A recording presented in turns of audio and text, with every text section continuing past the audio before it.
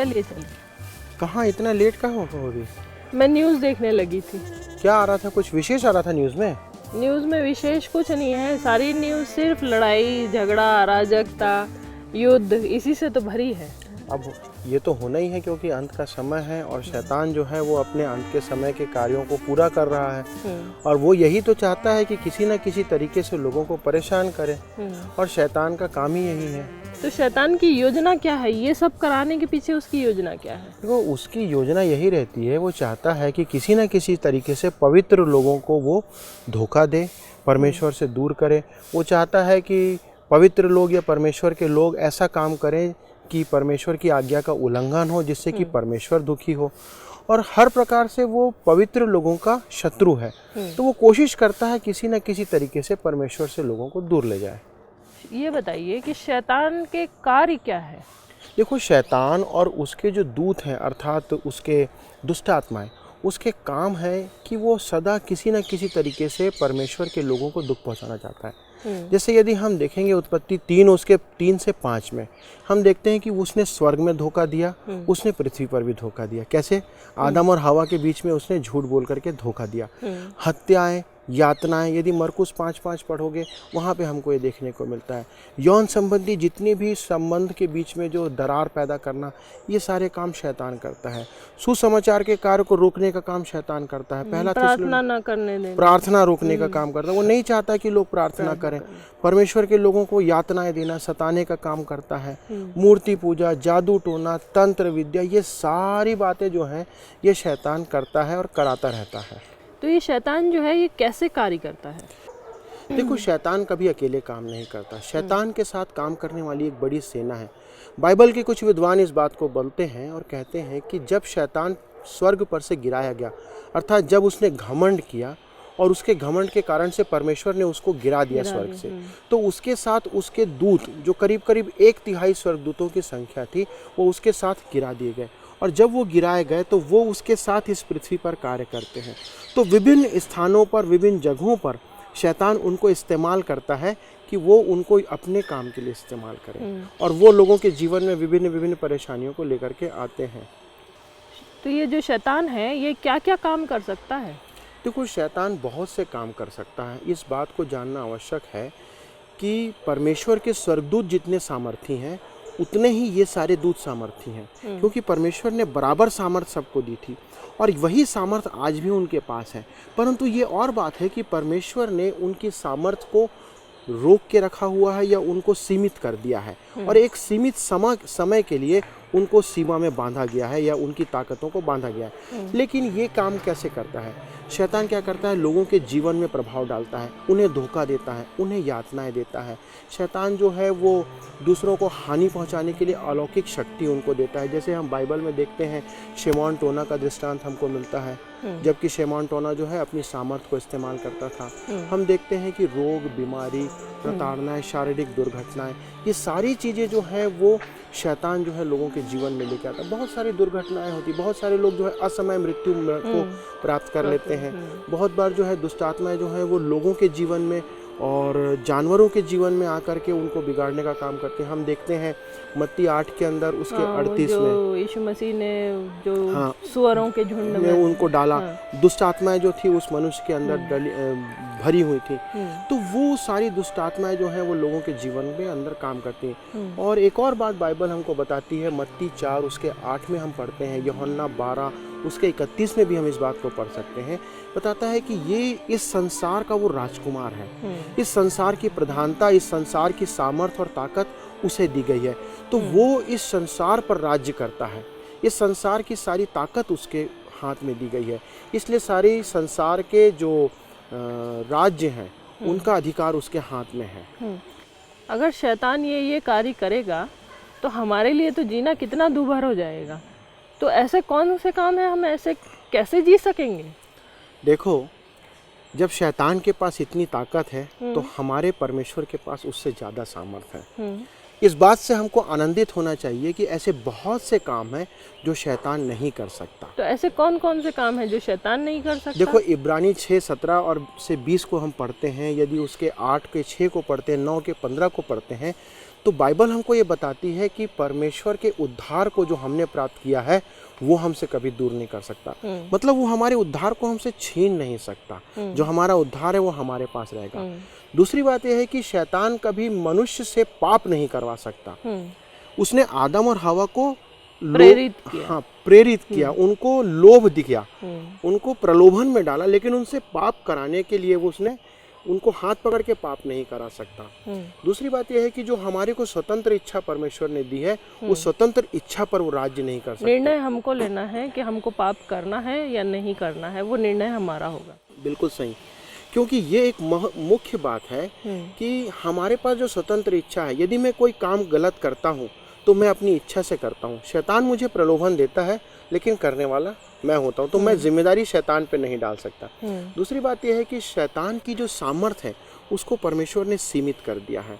उसको संपूर्ण तौर पे काम करने का अधिकार परमेश्वर ने नहीं दिया है, और इसलिए जो है वो परमेश्वर के लोगों पे, वो जीवन पे प्रभाव नहीं डाल सकता। एक और महत्वपूर्ण बात है कि शैतान जो है वो रचना नहीं कर सकता। जिस प्रकार से परमेश्वर जो है वो रचने वाला है, सृष्टि करता है, वो चीज़ों जो नई है उसको परमेश्वर बना सकता है, लेकिन शैतान नहीं बना सकता।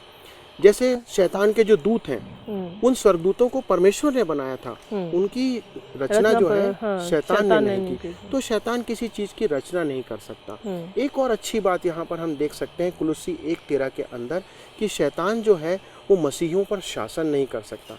मतलब जिनके ऊपर प्रभु यीशु मसीह के लहू का छाप है, उसके ऊपर शैतान सामर्थ्य नहीं रख सकता। वो उनको दबा नहीं सकता, उनको नियंत्रित नहीं कर सकता। तो शैतान जो है हमारे सामने बिल्कुल नगण्य है, क्योंकि परमेश्वर की सामर्थ्य जब हमारे साथ है तो हम जो कुछ है उससे बढ़कर हैं।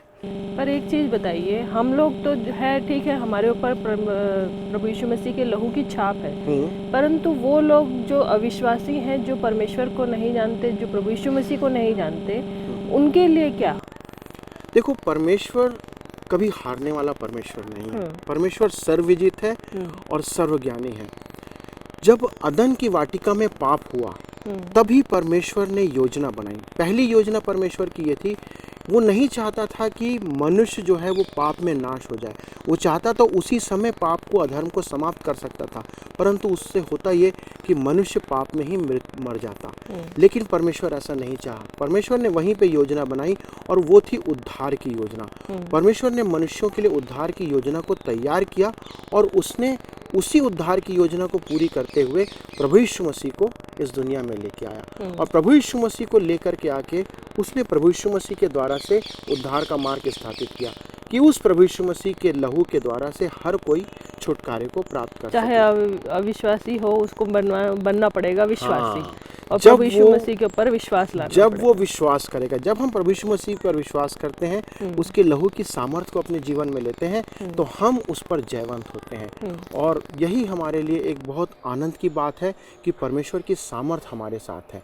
एक चीज बताइए कि परमेश्वर का तो ये कार्य है, और परमेश्वर ने ये वो योजना को बना दिया, परंतु परमेश्वर की संतान होने के नाते हमारा क्या कर्तव्य है?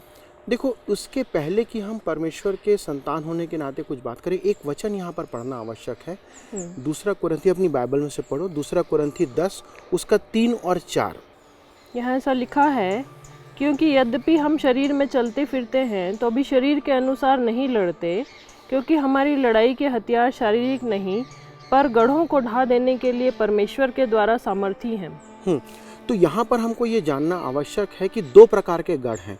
एक है शैतान का गढ़ और एक है परमेश्वर का गढ़। जब गढ़ की बात करते हैं तो गढ़ का मतलब क्या है? हाँ, गढ़ का मतलब है वो स्थान जहाँ पर उसका स्ट्रांग होल्ड है, उसका पकड़ ज़्यादा है। अच्छा। ऐसे जगह जहाँ पर हम देखते हैं कि जहाँ पर बुराइयां हैं, जहाँ पर गलत काम है, जहाँ पर हत्या है, जहाँ पर विभिन्न प्रकार की अराजकताएं हैं, ये सारे वो स्थान है जहाँ पर शैतान का गढ़ है।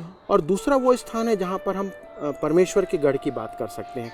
ऐसा स्थान जहाँ पर हम देखते हैं कि परमेश्वर का जीवन है, जैसा भजन संहिता 20 में लिखा हुआ है, ईश्वर का नाम जहाँ पर है वहाँ पर शैतान नहीं हो सकता। जहाँ पर परमेश्वर का वचन है वहाँ पर ये सारी बातें नहीं हो सकती, शैतान की बातें। और तीसरा महत्वपूर्ण है गढ़, जो कि है परमेश्वर के बेटे प्रभु यीशु क्रिस्ट का लहू। तो ये लहू है जहाँ पर शैतान की सामर्थ्य काम नहीं कर सकती। अब हमारी जिम्मेदारी क्या है? हमारी जिम्मेदारी ये है कि हम इन गढ़ों को, जो शैतान के गढ़ हैं, उनको परमेश्वर के गढ़ों में हम परिवर्तित कर सकते हैं। कैसे बदल सकते हैं परमेश्वर के प्रार्थना गढ़ों के में? द्वारा। परमेश्वर ने एक सामर्थ्य हमको दी है कि हम प्रार्थना करके, प्रार्थना के द्वारा इन गढ़ों को बदल सकते हैं। जहाँ पे बुराइयां हैं, जहाँ पर तकलीफ है, जहाँ पर परेशानियां हैं, हम उसके लिए प्रार्थना करें और उसको हम बदलें।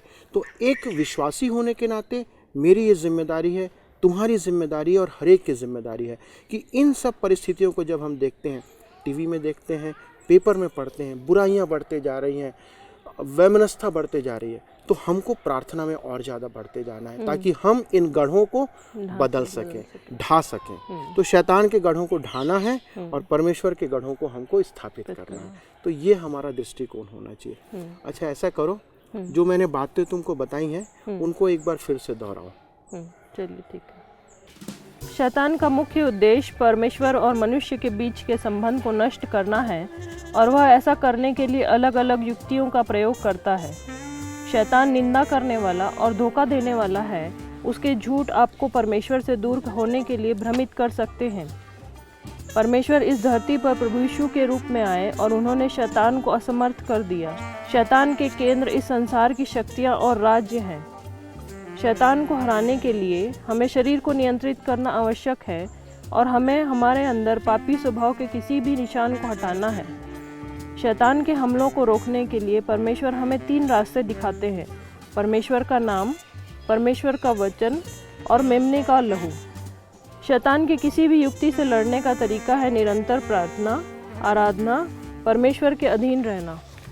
तो जब हम इन बातों को करते हैं तो हमको ये समझ आता है कि जो हमारा युद्ध है ये शरीर का नहीं है परंतु आत्मा का युद्ध है और हमको आत्मिक युद्ध के लिए आत्मिक हथियारों से तैयार रहना है, क्योंकि हमारे शरीर के हथियार इसमें काम नहीं आएंगे और ये सामर्थ्य हमको केवल परमेश्वर से मिलती है ताकि हम प्रार्थना के द्वारा, प्रभु यीशु मसीह के लहू के द्वारा, परमेश्वर के वचन से और परमेश्वर की उपस्थिति से इन सब पर हम जयवंत हो सकें।